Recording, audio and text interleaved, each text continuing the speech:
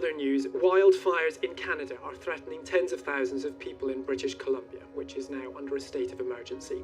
30,000 people have been told to leave their homes, with another 36,000 warned they may need to do the same imminently. Our correspondent Peter Bowes has this report.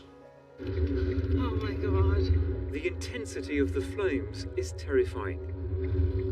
Moving rapidly over a vast area, there are more than 1,000 wildfires burning throughout Canada. About a third of them are in British Columbia, where 30,000 people have been told to leave their homes. Another 36,000 have been warned they may have to evacuate at any moment. Kelowna, a popular tourist destination about 180 miles east of Vancouver, is on the edge of a huge inferno.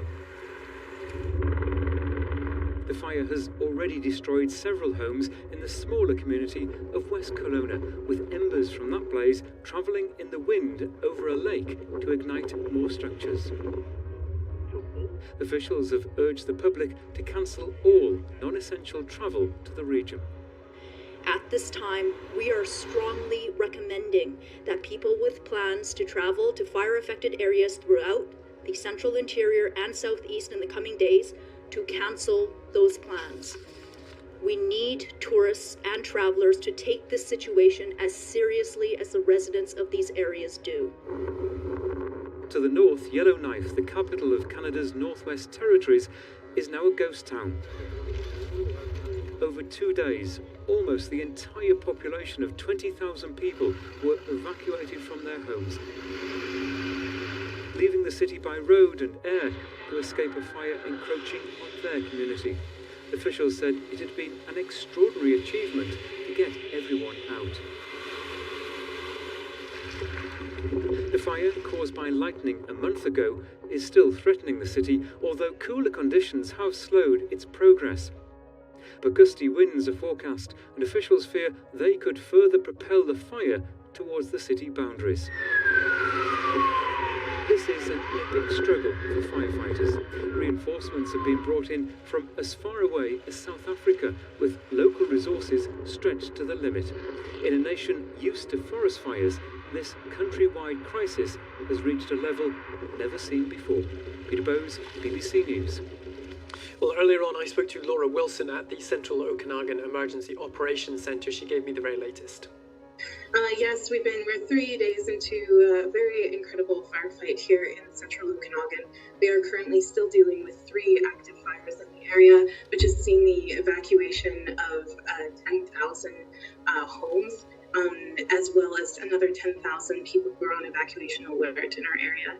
It is a little bit of a calmer night here, which is fantastic. We do still have many crews on the ground, both our local crews as well as crews from around the province. I do want to come to the emergency response in a bit. Tell us about the damage so far, though. Yeah, so we do know that we have lost structures in the area on all 3 of these fires. At this point, this still remains a very active fire zone here, and our focus still is on firefighting. Talk to us about the response then. We heard in that report crews from as far as South Africa. How have local officials in Canada, in British Columbia, been dealing with this? We're incredibly grateful for the support from all levels, from national, provincial, or here in the Okanagan. We have local crews that have come from all around in neighboring communities as well as across the province, and we know we have national support coming as well.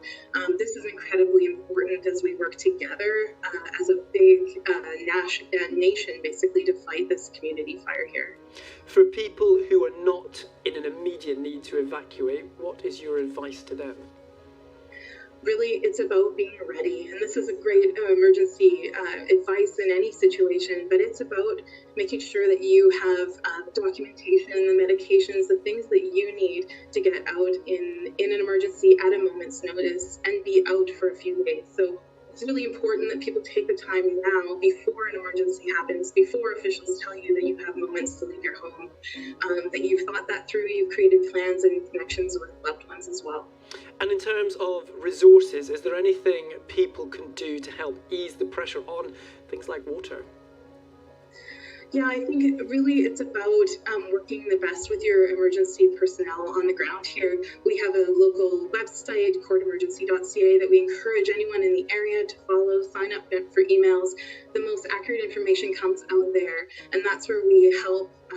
We get information to you about what's going on and how you can help in your community. Of course, water is really important to fighting fires, so anything we can do to make sure that water resources are there for our emergency personnel is incredibly important at this time.